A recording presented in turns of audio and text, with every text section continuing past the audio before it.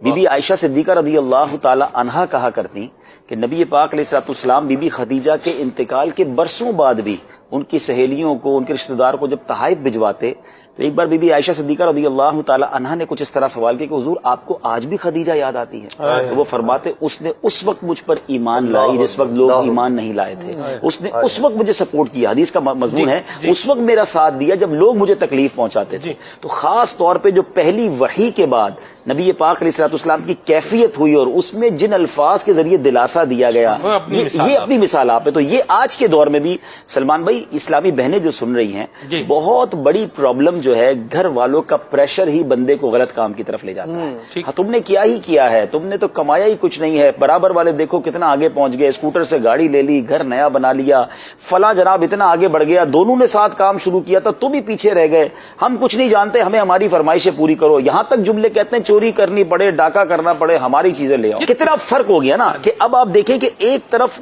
عورت چاہے، خواتین چاہیں تو اپنے گھر میں صبر اور امن لا سکتی ہیں، دوسری طرف اتنا طنز، اتنا ٹونٹ، اتنی تکلیف کہ مرد پھر حرام کی طرف، یا تو حرام کام کی طرف جاتا ہے یا پھر خودکشی کی طرف جاتا ہے۔ اور یہ گھر والوں کی طرف سے برباد ہونے والی بات جو نبی پاک نے 1400 سال پہلے حدیث میں کہی تھی نا کہ ایک وقت آئے گا قرب قیامت سے پہلے کہ بندہ اپنے گھر والوں کے ہاتھوں ہلاک ہوگا۔ تو یہ وہی مثال، صحابہ نے پوچھا تھا حضور، حدیث طویل حدیث ہے، اس کا مضمون ہے کہ رشتہ دار کے ہاتھ، والدین کے ہاتھ یا گھر والوں کے ہاتھ ہلاک ہوگا، تو صحابہ نے پوچھا حضور گھر والوں کے ہاتھ کیسے ہلاک ہوگا؟ تو فرمایا وہ اس کی تنگ دستی پر اسے آر دلائیں گے، شرم دلائیں گے، اور آج ہو رہا ہے یہ۔ آپ دیکھیں بہت سارا معاملہ اسی وجہ سے کہ گھر والوں کے تانے ہی برداشت نہیں ہوتے، ان کی ڈیمانڈ ہی ختم نہیں ہوتی ہے۔ بی بی خدیجہ الکبریٰ رضی اللہ تعالیٰ عنہا کی سیرت، حالانکہ آپ ایک مالدار گھرانے سے آئی تھی، آپ ایک سکھی اور جس کو آپ ایک بڑا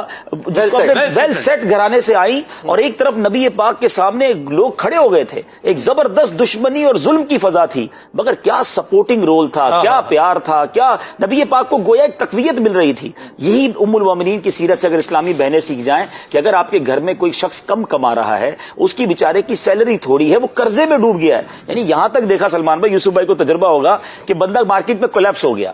اس کے پیسے ڈوب گئے، اب وہ روتا ہوا گھر پہنچا نا، تو گھر والوں کا کیا کام ہونا چاہیے؟ فکر نہیں کرے، ہم تمہارے ساتھ ہیں، سونا بیچ دو ہمارا، تم نے تو کرنا یہی تھا، برباد کر دیا تم نے۔ اب بندہ خودکشی کی طرف جاتے ہیں، گھر والے گھر چھوڑ کے چلے جاتے ہیں، یعنی ایسا بھی ہوا کہ رشتے ختم کر لیے کہ تو کنگال ہو گیا، اب یہ کنگال کے ساتھ ہماری بیٹی کیسے رہے گی؟ ارے یہی تو وقت ہے اسے سہارا دینے کا، گاڑی کے پہیے ہیں، ایک دوسرے کو تکلیف میں ہی تو ساتھ دینا ہے، مصیبت میں ساتھ دینا ہے۔ اور اب یقین کریں میری زندگی میں بہت سارے تجربات ہیں اور میں نے بہت سارے لوگوں سے ملاقات کی ہے،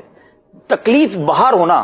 اور انسان کو گھر میں سپورٹ ہو، وہ پوری دنیا سے لڑ لے گا، وہ سب کو ساری چیزوں کو نپٹ لے گا، لیکن جس کے گھر میں تکلیف ہے نا، جیسے گھر میں ٹینشن ہے، وہ دنیا میں کہیں بھی بیچارہ کسی کام کا نہیں رہتا۔ تو خدا را اپنے گھر والوں کو تکلیف نہ دیں، اگر وہ تکلیف میں انہیں سپورٹ کیجئے، انشاءاللہ وہ تکلیف سے نکل جائے گا۔ ہر تنگی کے بعد راحت ہے، ہر انشاءاللہ سختی کے بعد انشاءاللہ آسانی ہے، اللہ نے چاہ رات ختم ہی ہونی ہے، صبح آنی ہے انشاءاللہ۔